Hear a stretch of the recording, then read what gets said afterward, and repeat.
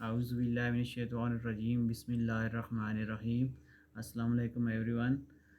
जैसा कि मैंने अपनी पिछली वीडियो में बताया था कि जो प्रोडक्ट हैं बैंकिंग की, स्पेशली गवर्नमेंट स्कीम की, उनकी बारे में आपको मैं तफसील से बताऊंगा। तो आज मैं जो पहली प्रोडक्ट है प्राइम मिनिस्टर अपना घर स्कीम, इसके बारे में सारी डिटेल्स आपको बताऊंगा। उम्मीद है कि आपको इसका फ़ायदा भी होगा और आप इसको गौर से सुनें और इसको आगे फारवर्ड करें, शेयर करें, तो जो लोग भी इसमें क्वालिफाई करते हैं वो उनको फ़ायदा हो। तो बेसिकली ये पिछली गवर्नमेंट की स्कीम थी, प्राइम मिनिस्टर इमरान खान साहब ने स्टार्ट की थी और ये स्टिल कंटिन्यू है। इसको नई गवर्नमेंट ने डिसकंटिन्यू नहीं किया। इसमें अभी भी फाइनेंसिंग हो रही है, लॉगिन हो रहे हैं, लोग इससे बेनिफिट उठा रहे हैं। तो इस स्कीम की गवर्नमेंट ने इसको अपना घर स्कीम को 3 टियर्स में डिवाइड किया था और टियर 1 है उसकी फाइनेंसिंग 3.5 मिलियन में, मतलब 35 लाख रुपए है और इसकी प्राइसिंग 3% है। अब आप सोचेंगे कि 35 लाख में कौन सा घर मिलता है, लेकिन ये वो घर हैं जो गवर्नमेंट खुद बना रही है और जो गवर्नमेंट जिन लोगों को देगी उनको बैंक से फाइनेंसिंग भी अरेंज करा के देगी। तो सेकंड टियर 2 है उसकी फाइनेंसिंग है 6 मिलियन, 60 लाख रुपया, और इस 60 लाख में आप अप टू 5 मरला घर परचेज़ कर सकते हैं। और टियर 3 है उसकी फाइनेंसिंग लिमिट है 10 मिलियन, उसमें आप अप टू 10 मरला घर फाइनेंस करवा सकते हैं, ले सकते हैं। अब मैं आपको बता दूं कि ये फाइनेंसिंग, ये फंड्स जो है 3.5 मिलियन, 6 मिलियन या 10 मिलियन, ये बैंक आपको देगा। जो रिमेनिंग डिफरेंस अमाउंट होगी वो खुद से आपको अरेंज करनी पड़ेगी और जितने फंड्स बैंक डिसबर्स करेगा आपको देगा, उसका उसी अमाउंट का रीपेमेंट शेड्यूल आपको बना के देगा। इसका टेनर मैक्सिमम 20 ईयर्स का हो सकता है, लेकिन जिनकी एज 40 ईयर या 40 ईयर से कम है तो उनके लिए तो 20 ईयर्स का होगा, क्योंकि इसकी जो एज लिमिट है वो 60 ईयर्स है। फॉर एग्जांपल आज एक बंदा 45 ईयर्स का है तो वो 15 साल की फाइनेंसिंग लेगा। वो मंथली इस इंस्टॉलमेंट होती है और इसमें आप ये है कि सिर्फ घर परचेज़ नहीं कर सकते, किसी ने कंस्ट्रक्शन करनी है वो भी कर सकता है। किसी के पास अगर प्लॉट है, वो बैंक के पास जाए, ये मेरा प्लॉट है, मैं इस पे कंस्ट्रक्शन करना चाहता हूँ, उसको भी इतने अमाउंट मिल जाएगी। और अगर एक बंदा के पास प्लॉट भी नहीं है और प्लॉट लेना चाह रहा है, तो जो उसकी अप्रूव्ड लिमिट है उसका 50% से, कि एक बंदे का 60 लाख अप्रूव है तो 30 लाख तक प्लॉट की पेमेंट में उसको यूटिलाइज़ कर सकता है। इसी तरह टियर 3 में अगर उसका 10 मिलियन अप्रूव्ड है तो वो 5 मिलियन तक प्लॉट भी यूटिलाइज़ कर सकता है। अब आगे हम आते हैं कि जब आप घर परचेज़ करते हैं तो फिर तो आप सेलर को जो है फुल अमाउंट देते हैं, जो भी आपका एग्रीड। अच्छा, घर आपने खुद सेलेक्ट करना है, उसके साथ उसकी प्राइसेस खुद आपने डिसाइड करनी है और उसके साथ बयाना का डॉक्यूमेंट करके अपने बैंक के पास आना है। तो बैंक क्या करता है कि उसको आपका बयाना वगैरह जो भी डॉक्यूमेंट होते हैं वो आप उसको देते हैं कि ये मैं घर परचेज़ करना चाह रहा हूँ, तो इसके ये डॉक्यूमेंट है। बैंक उस पे आप जो डॉक्यूमेंट सबमिट करते हैं उसके 2 काम करता है। एक तो वैल्यूएटर अपॉइंट करता है, वैल्यूएटर जाता है, वो घर की मौके पे वो घर देखता है, वो इधर-उधर से उसकी मार्केट प्राइस चेक करता है और मार्केट प्राइस बैंक को देता है। ये नहीं है कि आप खुद से गए और 20 लाख का घर है, आपने कहा जी मैं 50 लाख का परचेज़ कर रहा हूँ, ऐसा नहीं होता। बैंक उसकी फेयर वैल्यू लेता है, जो मार्केट वैल्यू होता है वो एक्सटर्नल पार्टीज़ होती हैं, कंपनीज़ होती हैं, वो जाके करती हैं। सेकेंडली जो आप डॉक्यूमेंट देते हैं वो बैंक अपने लीगल एडवाइज़र को देता है, वो भी थर्ड पार्टी होता है, पैनल भी होता है बैंक के ना।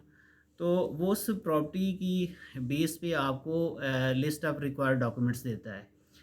अच्छा, अब मैं आपको बता दूं कि बैंक लाहौर में स्पेशली, या जो भी कहीं पे भी बैंक जो है शहर की प्रॉपर्टी कौन सी एक्सेप्ट करता है। एक प्रॉपर्टी जिसकी सेल डीड बनी हुई है, रजिस्ट्री बनी हुई है, वो कहीं पे भी है, बैंक को उसमें कोई प्रॉब्लम नहीं होता। सेकंड ये है जो कोऑपरेटिव सोसाइटीज़ हैं, इनका भी legal status court of law में एक्सेप्टेबल है, वो भी बैंक एक्सेप्ट करता है। कोऑपरेटिव सोसाइटीज़ की डॉक्यूमेंटेशन बहुत इजी होती है, सिंपल होती है और उसमें फास्ट प्रोसेसिंग हो जाती है। जो लाहौर में या अदर सिटीज़ में बहुत सारी ऐसी सोसाइटीज़ हैं जो प्राइवेट लिमिटेड हैं, जैसे बैरिया है, ईडन है, पार्क व्यू सिटी है और छोटी सोसाइटी हैं।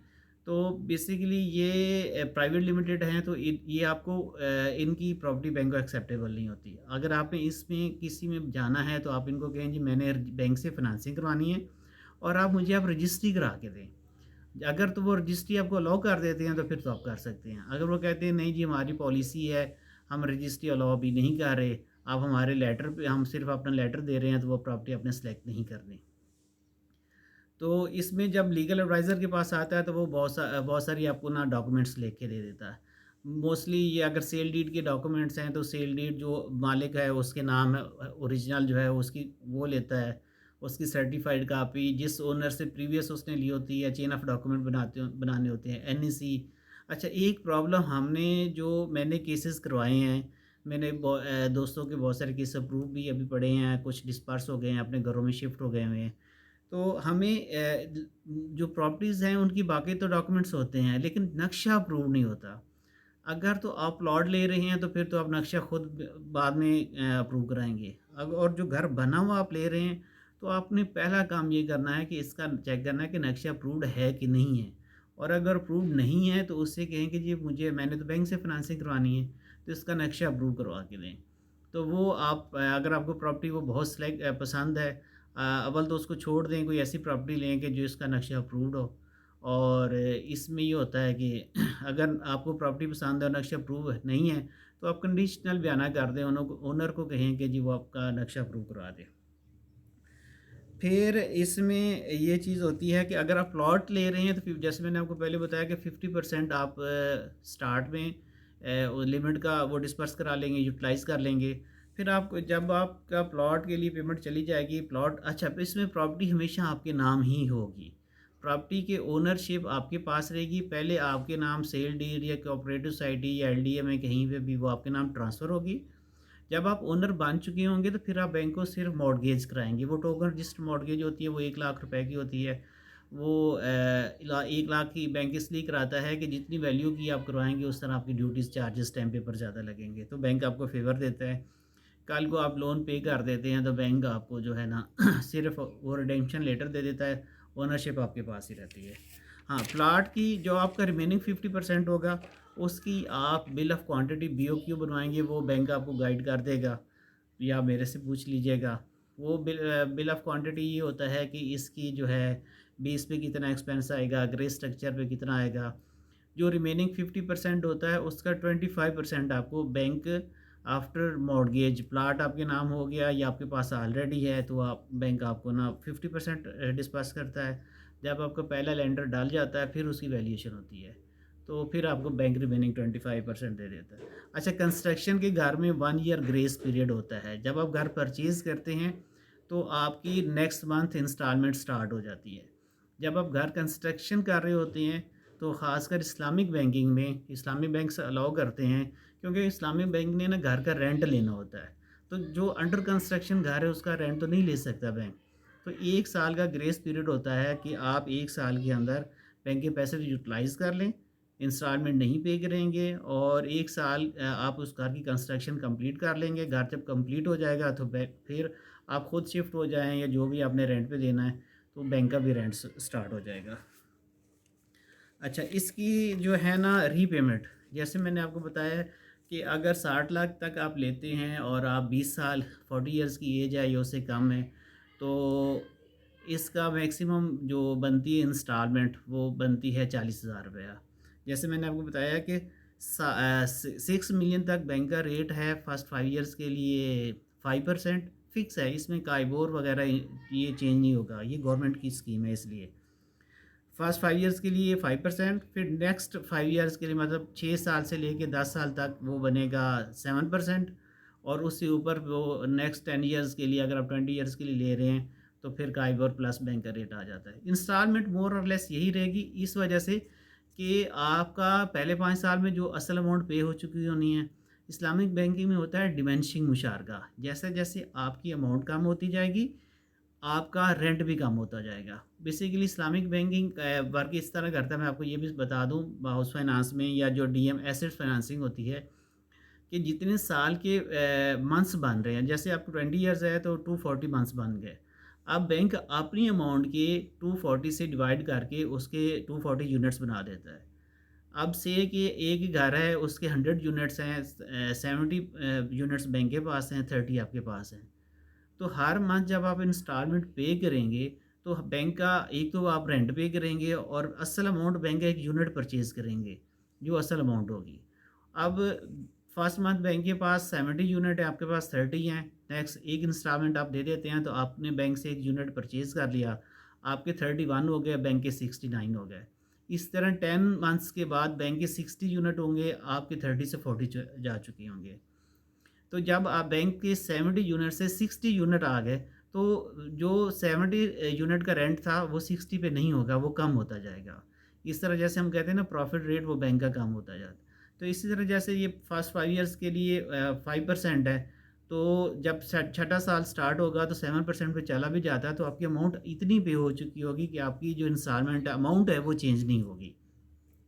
इस तरह जो टियर 3 की अमाउंट है 10 मिलियन वाली, उसका स्टार्ट से ही 7% है फर्स्ट 5 ईयर्स के लिए, और नेक्स्ट 5 ईयर्स के लिए 9% है, और आगे फिर वो बन जाता है। तो इसकी भी इंस्टॉलमेंट चेंज नहीं होगी।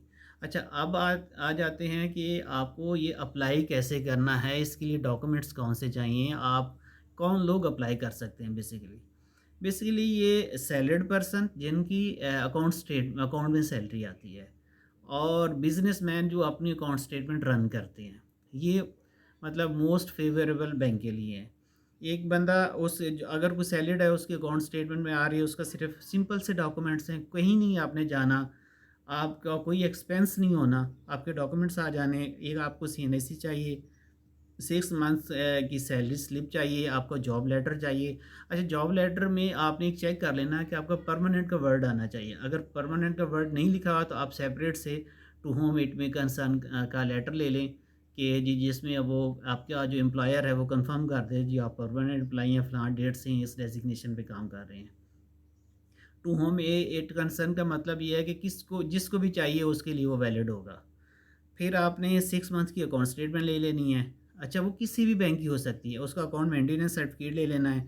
3 फ़ोटोज़ चाहिए, और कोशिश करें कि आपको को एप्लीकेंट हो जाए। आप अपनी वाइफ को कर लें, मैरिड हैं, अनमैरिड हैं तो भाई को कर लें। अच्छा, यहाँ पे वाइफ का वर्किंग लेडी होना ज़रूरी नहीं है, बिल्कुल ज़रूरी नहीं है। को एप्लीकेंट इसलिए किया जाता है कि खुदा ना खास्ता कल को मेन एप्लीकेंट को कोई इशू होता है, तो प्रॉपर्टी वो को एप्लीकेंट को जो नेक्स्ट को बैंक ट्रांसफ़र कर दे। अच्छा, फिर आपके पास फ़ोटो इसी तरह को एप्लीकेंट के भी CNSE 3 फ़ोटोज़ चाहिए, यूटिलिटी बिल्स चाहिए। अगर आप अपने घर में रह रहे हैं, पेरेंट्स के साथ रह रहे हैं, या मतलब भाई के साथ रह रहे हैं, उसका रेंट एग्रीमेंट रेंट आप पे नहीं करते, तो ये बहुत अच्छी चीज़ है। अगर आप उसका कोई डॉक्यूमेंट देने की ज़रूरत नहीं, सिंपल आप बता दें जी वो पेरेंट्स के घर में रह रहे हैं। अगर आप रेंट पे रह रहे हैं, तो उसका रेंट एग्रीमेंट आपको देना पड़ेगा। आपका NTN होना चाहिए। फिर आप जो है एक्टिव टैक्स पेयर की लिस्ट में हैं, क्योंकि कल को आपके नाम के घर होना है, तो जब रजिस्ट्री बनेगी तो गवर्नमेंट टैक्सेस ड्यूटीज़ होती हैं। आप टैक्स पेयर नहीं हैं, तो फिर वो डबल टैक्सेस आपको पड़ेंगे। इसलिए बेहतर है कि आप किसी बंदे के पास बैठ के 2-3 हज़ार रुपये लगते हैं, आप एक्टिव हो जाएं। चाहे आपकी नील की है, मतलब रिटर्न है, नील की करा दें, लेकिन एक्टिव हो जाए। हम लोग समझते हैं यार मैं टैक्स पे नहीं करता, तो मुझे मतलब टैक्स NTN की या एक्टिव टैक्स पेयर होने की ज़रूरत नहीं है। नहीं, आपको ज़रूरत है। आप बेशक आपकी इनकम इतनी नहीं है, आप टैक्सेबल में नहीं आते, तो आप नील की करें। उसको जो एक्टिव टैक्स पेयर के लिए बेनिफिट्स हैं वो सारे आपको मिलेंगे। और फिर आप जो है क्या नाम है इसका, अगर कोई बंदा बिज़नेस है, उसका बिज़नेस प्रूफ होना चाहिए। बिज़नेस प्रूफ सबसे बड़ा जो डॉक्यूमेंट है वो NTN है। NTN पे डेट लिखी होती है कि ये बंदा किस डेट से बिज़नेस कर रहा है। और अगर आपका मतलब अकाउंट स्टेटमेंट रन कर रहे हैं तो अच्छी बात है, नहीं तो एक और इनकम एस्टिमेशन का एक प्रोसीजर होता है। आप बैंक वाले जाते हैं, बैंक एक थर्ड पार्टी अपॉइंट करता है, वो जाके आपका वो करता है, खाते वगैरह चेक करता है। हर मंथ्स की डेली की वो टोटल कर रहे हैं, मंथ पे लाता है और आपको टोटल कर लेता है कि मंथली कितनी सेल है और आपके कितने बच रहे हैं। मिनिमम 1 लाख सैलरी वाला जो बंदा है ना, वो 6 मिलियन ले सकता है। इस तरह अगर किसी की सैलरी कम है तो उसकी लिमिट कम होती जाएगी। और इसमें यह है कि आप किसी भी ब्रांच में, बैंक जितने भी बैंक हैं उसकी वो करें, किसी ब्रांच में विज़िट करें, कोई आपको इनकार करता है तो आप मेरे से कांटेक्ट कर लें, मुझे कमेंट्स में लिखें, मैं आपको फर्दर गाइड कर दूंगा कि किस बैंक में फास्ट प्रोसेसिंग है। जिस बैंक से मैंने लोगों को करा के दिए हैं उसकी लॉगिन फ़ीस सिर्फ 2,000 रुपये है, कोई ख़र्चा नहीं है। और लोग शिफ्ट हो गए हैं और इतनी इजी फाइनेंसिंग है जो आप वैसे बैंक के रेट पे जाएं, काइबोर 15 प्लस है, 2% बैंक ऐड करता है, 17% पे चला गया है। 17% और 5% पे आप डिफरेंस खुद ही देख लें। और ये हाउस फाइन अच्छा, इसका एक बेनिफिट ये है कि क्यों ये मैं क्यों रिकमेंड कर रहा हूँ, हाउस फाइनेंसिंग पे इतना ज़ोर क्यों दे रहा हूँ, इतनी लंबी वीडियो क्यों कर रहा हूँ, कि आप लोग समझते हैं यार मेरी सैलरी इतनी है, मेरे एक्सपेंस बढ़ जाएंगे, मुझे इंस्टॉलमेंट शुरू हो जाएगी। आप घर जिस दिन घर में रहेंगे, जो आप रेंट पे कर रहे हैं वो इंस्टॉलमेंट पे आपका कवर हो जाएगा। और लोन अमाउंट जितनी आप ले रहे हैं हर महीने आपने आपने उसकी इंस्टॉलमेंट पे करनी है, वो कम होनी है, घर की वैल्यू बढ़नी है। हो सकता है 3 साल बाद 5 साल बाद जितने का आपने घर लिया है उसकी डबल वैल्यू हो जाएगी, और लोन आपका 10-15 लाख पे हो चुका होगा। हो सकता है आप 5 लाख 5 साल बाद आप उस घर को सेल करके बैंक की पूरी अमाउंट सेटल करके 50-60 लाख रुपए आपकी जेब में होगा।